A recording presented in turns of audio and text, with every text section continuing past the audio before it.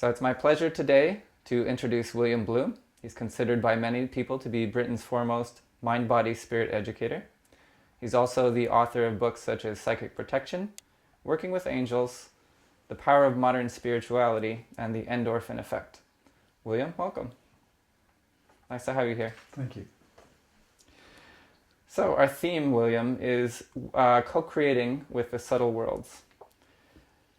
How did you get into that? Where was your entry point? We were talking a little bit about this earlier, and I know that many people become aware of the invisible realms and the subtle stuff through going through a crisis and waking up and opening up. But that was not my case. I was always aware that there was something there from when I was very little. And it meant that, like a lot of children, I was easily spooked. I was jumping onto the bed in case a hand came out and grabbed my foot. I didn't like going down the corridor in this big apartment we lived in because there were shadows at the end of it. I didn't want to flush the loo in case something jumped out at me. And I'm just built in the way that a lot of people are, is that my nervous system is very receptive to feeling subtle magnetic fields. I think a lot of people are like that but don't recognize it. And I was always like that. And I was very lucky because in my teens, swinging London and psychedelia and Eastern religions and yoga and all that stuff started to bubble up. And I was right in the middle of that. So I was given an orientation course on the fact that the subtle realms and stuff that I'd been feeling was in actual fact real. But I'd kept quiet about it for 18, 19 years because my father was a mainstream psychiatrist, my mother was a mainstream journalist, and every time I started to talk about my experience of subtle realms, they looked at me in a very kind but patronizing way. It was kind of, yes, dear, of course, it's not real, right? Which is very confusing because my experience was it was real, but there were these people who loved me and were intelligent going, no, it's not real. So a lot of my life was about anchoring into myself a genuine sense that the subtle realms are 100% real.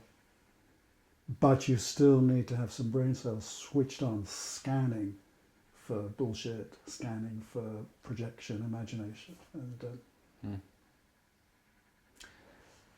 You've had extensive training in psychology and other fields, so what is your view now? How would you explain to someone what are the subtle worlds?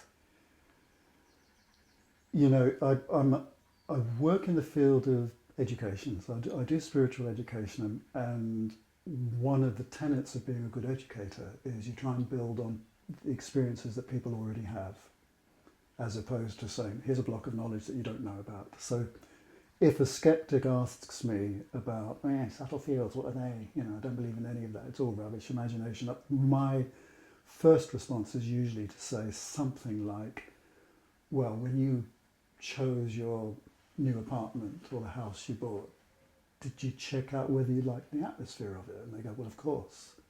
And I say, well, there's your gateway into subtle fields. And when you're walking in landscape, do you suddenly have a sense of a place being special?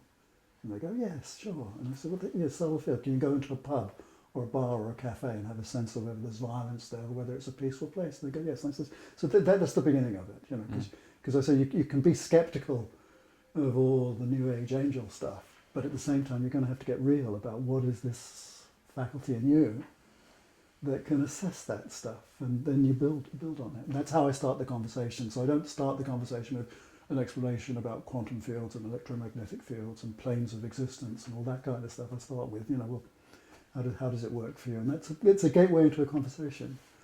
So quite often people who are sensitive and empathic and have a highly strung nervous system, they don't want to have confrontational conversations with people who are cynics.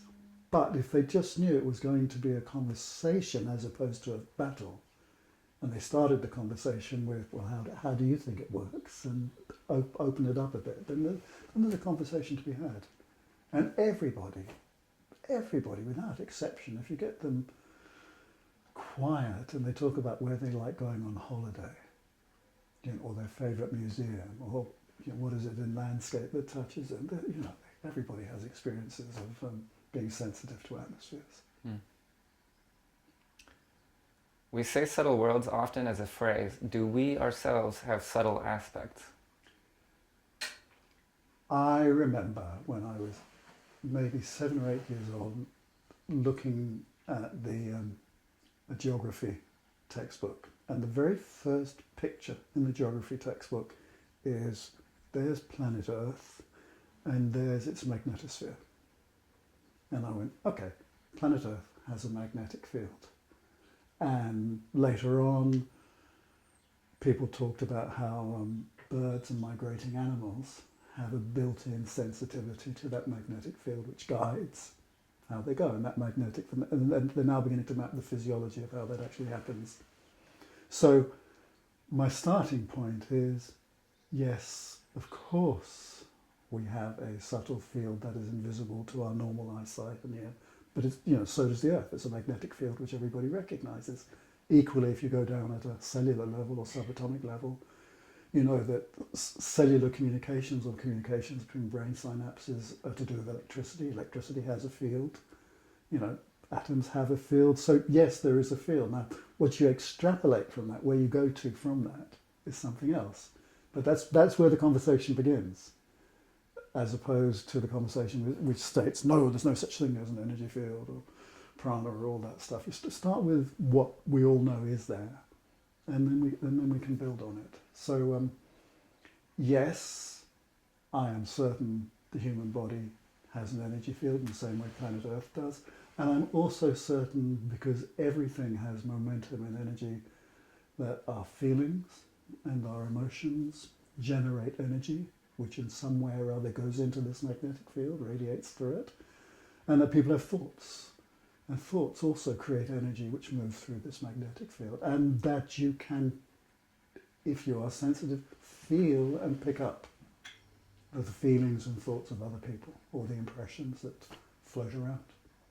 And what's interesting for me was that in my early 20s, I started reading esoteric books, mystical books from around the world. And every culture has a tradition of describing these energy fields. And whether it's the Egyptian Book of the Dead, or the Tibetan Book of the Dead, or Celtic looks at it, or esoteric Christianity, or esoteric Buddhism, there are all these maps of the energy fields. I remember 23, 24 going, they're all describing precisely the same thing. So you've either got a mass delusion in this huge multicultural laboratory, or you've got people who are actually pointing at something that's real. And my decision was, yeah, it's real. And the reason I made that decision was because I was experiencing it. And all my best friends were as well. Yeah. So that's really interesting, William. So you're saying that there are thoughts, feelings floating around and people are picking up on them, but they might not recognize them. So what would be some way for a person to understand what's going on? What's a way in for someone?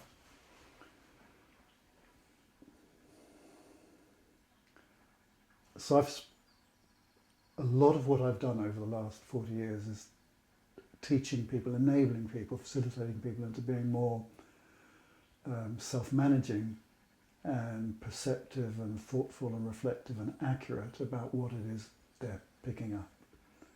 And it starts with recognizing that you have a nervous system which is connected to your endocrine system, and when stuff comes into your magnetic field, that ripples through your body and nervous system, triggering effects in your neuroendocrinal system. So if something comes into your field that is strange or has a vibration you don't like, it will trigger something in your neuroendocrinal system that triggers the adrenaline and cortisol and will create a sensation of gentle fear, for example.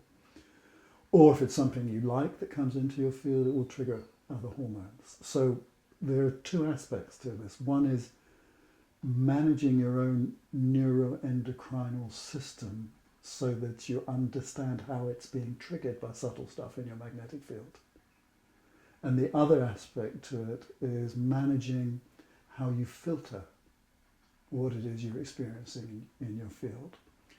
So there are two basic strategies I would insist on.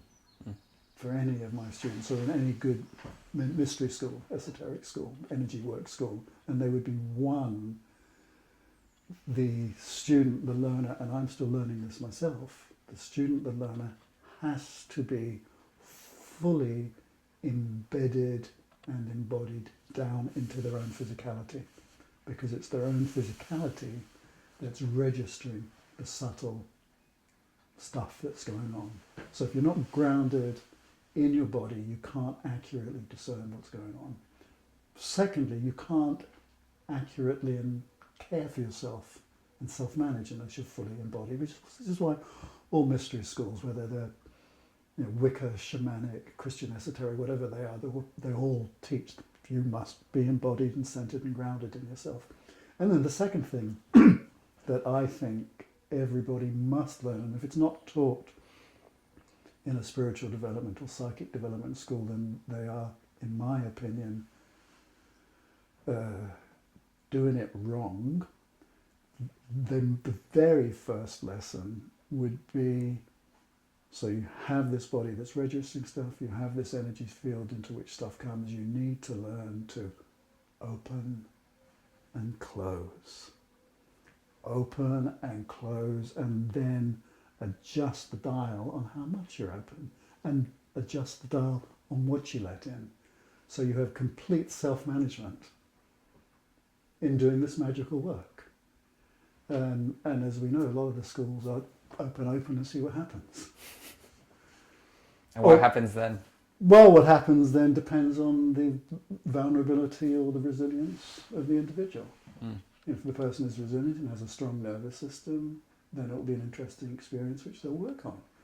But if they're vulnerable because they're exhausted or been through a psychologically distressing time, or they have inherited mental health problems that are persistent and ancestral, then they can go into overwhelm and be triggered into delusion, and then possibly paranoia and fear and anxiety, and at its worst into some kind of psychotic state, which requires a lot of care. And those kinds of crises are not unusual. They're not unusual at all, and most of us who work in the field have ourselves experienced stuff like that at times. And we've had to learn to integrate and self-manage. Yeah. So far we've been focusing mainly on listening, on receptivity to the things in the subtle world. How do you in your daily life actually work with, actively, the subtle worlds? All right, so here's a couple of stories. Recently I had to do a substantial piece of paperwork to get a qualification accredited by a government body, and it required filling in boxes, 32 pages of boxes, and I tend to be a creative writer and expansive, and I have a slight form of dyslexia which makes it uncomfortable for me to work in that format, but I had no choice. So in my room at home where I work, before going in to do that work on these forms, I lit a candle, I sat quietly, and I invited in the angel of administration, the angel of good governance, and I said, help me, please, because this is not my mode, right? And that's a very practical example. And equally, recently I've been doing some chainsawing in our garden, and before working on trees I'd pause and I'd go, landscape spirit of this tree, let me just be in relationship with you, because you can help me do the cutting in a way that's appropriate for you. And this is a template for cooperation, which I really learned here at FIndhorn in a workshop. This a long time ago. I was invited to do a workshop on working with nature spirits and angels, and it filled up to my astonishment. It was the first workshop I'd ever done. And they divided naturally into these groups. There were some ritualists and ceremonialists. They consisted of a Wicca witch and a Catholic priest. There were some people who were into horticulture and farming, and that varied from someone just working with a small garden to a farmer people who worked in business. And one of the guys in that business was a Scandinavian who invented the first washing machine tabs. And then there were some healers, which included a doctor and a spiritual healer, and some artists. And what they all said was that before they did their work, whatever it was in their different fields, they had a sense of there being something else in there with them, helping them. And what we could easily learn from that was that every realm of endeavour and every realm of nature has a blueprint, a template for how perfect it can be. So the tree, even if it's been struck by lightning and the weather is bad, nevertheless the template of the beauty of that tree is still there, and the tree will grow into it. And if you're a healer, whether you're a doctor or a spiritual healer, there's a sense of, it doesn't matter how damaged the person is, there's a sense of how well that person could be. And the doctor or the healer or the person, the arborologist working with the tree, has a sense of, okay, this is the full potential and this is what I can do to enable it to happen.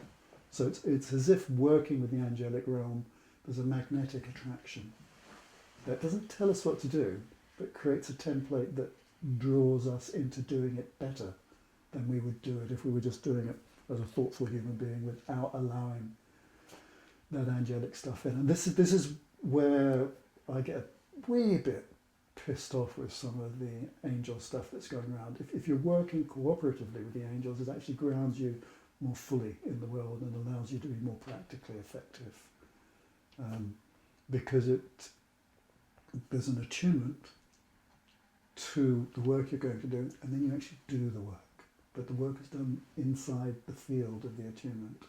And I think that's far more grounded and mindful. What might be some ways that a doctor, a nurse, a teacher, someone with a normal job could bring the subtle worlds into their work in practical ways? If I'm working with people in the mainstream, first of all, I have to get them to self-assess how sensitive they are. Because if they are very, very sensitive, which is to say that their nervous system is very open, they need to self-manage first. Then if they've become reflective and self-managed and are self-managing their own energy field, then what they can do in their work is before they go into the classroom, before they see their patients, they just pause. Just pause for 10 seconds, 30 seconds, 5 minutes, and just be present to the fact that there is what Plato called a perfect form. There's an archetype, there's a subtle world energy template of how perfect the piece of work, the classroom could be. You know, a good classroom, doesn't matter what you're teaching, a good classroom hums in a certain way when it's going well. There's a rapport between teacher and students feel empowered and in flow and creative. That's what a good classroom feels like. And it doesn't matter whether you're teaching maths or embroidery. And it doesn't matter whether it's a postdoc seminar or a primary school. It's got that feel to it. It's fun, it's productive, we're learning, that there's someone who knows a bit more than anybody else, but they're facilitating and engaged. And if you connect with that spirit of the classroom, that's a great inspiration. And it's the same in medicine or healing. You have a sense of the calm exuberance of wellness, of health. And that's how what you're trying to enable your patient, your service user, into achieving, and as best you can.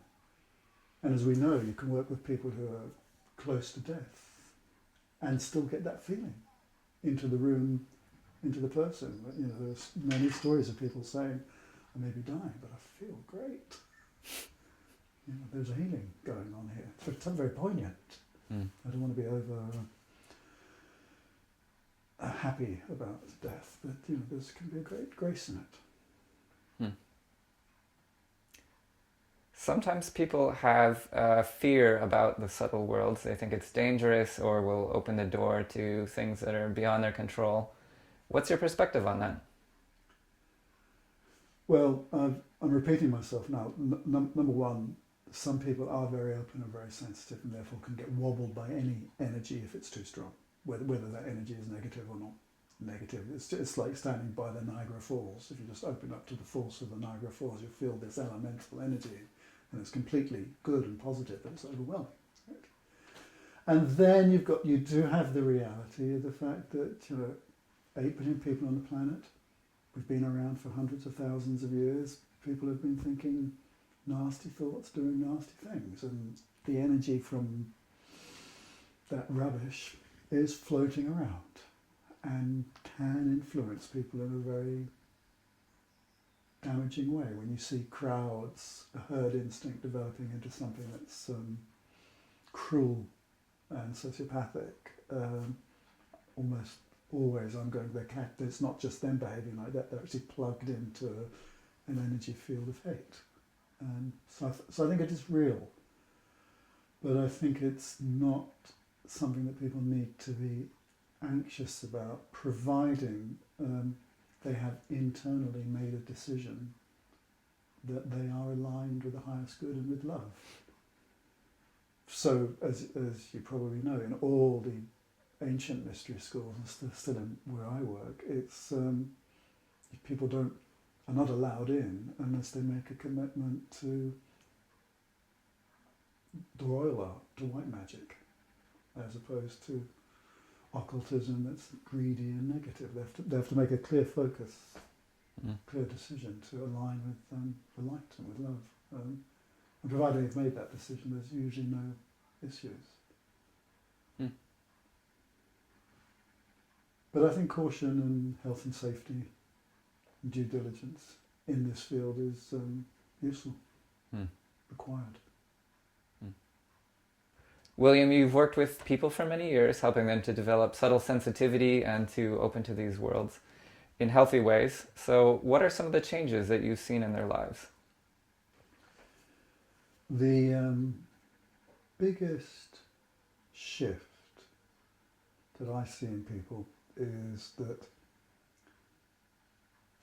when people increase their sensitivity and their ability to be receptive to energy fields other than their own, they can most importantly become receptive and open and sensitive to the mammoth ocean of benevolence. God, goddess, spirit, the Tao, whatever you call it. There's this common experience of anybody doing energy work and mystics too, which is that once you open up and allow yourself to feel the essence of the universe, it is benevolent. Yes, there are areas of crap and rubbish and evil and all that stuff floating around, but in general, it's extraordinarily loving and wonderful. And the more people open up to energies, the more they can open up to that field. Now, we use a phrase, we call it soaking, that we want people to soak in, somebody used the phrase, soak in the hot tub of the goddess. So we want people to spend time every day allowing that very benevolent energy, chi prana, to enter deep into their bodies, deep into their spinal cords, deep into their bone marrow, deep into their brains. And that produces in people a huge sense of knowing who they are in the universe, regardless of what's going on in their life. Who they are in the universe, and that spills over into a very subtle but deep level of confidence, self-esteem, humility, because we're just tiny compared to the vast beauty of it all. And that usually spills over into better relationships. That usually spills over into attracting a better life. But I don't ever want to promote this stuff as work that's going to create success or better marriages or find your perfect boyfriend, you know. But this stuff will spill over into better life, and more importantly, attuned to what's it all about? What is it all about? What is it all about, Thomas? What it's all about for us, if we bring it down to the most simple form, it's all about incarnating love, grounding benevolence, grounding compassion, bringing consciousness into everything and waking up. And energy work and feeling the field and feeling the subtlety of it all is an integral part of grounding the love and manifesting it. And when you say grounding, you mean bringing it into our daily lives? I mean feeling it deep in your own body. It's if you feel it and absorb it deep into your own body, then just your presence becomes a blessing. It's not to do with action, it's to do with presence. It's to do with just being a blessing just because you are who you are. You don't have to change who you are, but if you're just soaking in spirit. And that's ancient teaching, isn't it? That's very ancient teaching. There's nothing new in that. Mm. It's one of the reasons I like modern therapy, psychotherapy, because a lot of it's body-based. Mm. You know, it works deep into deep tissue, deep cell work. So let's imagine that this becomes mainstream, that more and more people work with the subtle worlds in healthy ways. What would the world look like if that were happening? That question, Thomas, is very provocative for me, because I've been through a process of naivete and then realism. Several decades ago, you would have found me going, everything will change when people accept the subtle worlds, know that they're there, and part and parcel of that, everything will change also when people understand our past lives, feed into present circumstances. And then, you know, through modern media, Harry Potter, Star Wars, all the vampire stuff, all the zombie stuff, you know, there is, in general, in our culture, a sense of the subtle worlds. It's become part of our common language, and, you know, according to opinion polls, a huge number of people, 50-60% of people, believe in angels, you know, and it has made no difference at all, because it just is like Disneyland. It's vulgar. You know, you can talk about angels and communication with angels in several ways. One of the ways is as a gateway to incarnating love and improving social justice and enhancing the whole community of life on the planet. Or you can be interested in angels in precisely the same way as you're interested in a new pair of shoes or a new jacket. And at the moment, we're in a phase of commercialization and commodification of subtle realms and angels, which has distressed me. And when I talk to my friends about this, they say it's just a phase. You know, don't be grumpy at Glastonbury. You know, it's just a phase. You know, we did our work 30, 40 years ago to help generalise all this information. Because it used to be esoteric, didn't it? It was taught one-to-one. It was never taught publicly. And now it's part of common parlance. Right? And so we'll see what happens. Deep in my gut, I'm hopeful. But what I've learned is just because people know that there are subtle worlds doesn't mean they're going to change their behaviour, which is what I'd hoped for. I'd hoped for, if you know about subtle worlds, then you take responsibility for yourself. And that has not happened. What would your ideal next step be for us as a collective? As a collective? All right, so I've got my ideal next steps for the collective. Where are we going? We're going to heaven on earth. So how do we get to heaven on earth? We have to have a strategy. I think we all of us need to get real about the fact that each of us in our own way needs to play our part in developing a strategy and putting into action what will take us towards heaven on earth. So I don't have a general opinion. I would like, in the realm I work in, I would like spirituality taught in a completely different way in schools. And we're working on that with some projects I'm involved in. I would like people who are in the caring professions, social workers, medics, nurses, educators, HR people, I would like all of them to have in their toolbox an arsenal of how concepts and how they deal with the world, a clear awareness of the spiritual dynamics that affect their work. And I think that if we can get our awareness of energy work, cooperation with the subtle world within a framework of high ethics, surrender to love, if we can get that more fully into the caring professions, that would be a really good next step. And it's happening. It's absolutely happening. So I see a lot of hope there. Heaven on earth is the goal. So for everyone watching, what is one thing we can all do to take a step towards that in cooperation with the subtle worlds? Yeah, I mean, I have a stock answer. My stock answer is, what I want everybody to do is to self-evaluate the easiest set of circumstances in which they connect with spirit. What is it? When is it?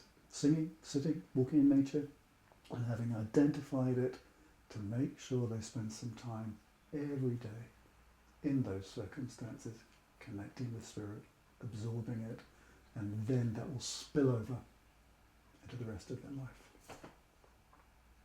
That's what I want. William Bloom, thank you very much. Great pleasure, Thomas. Thank you.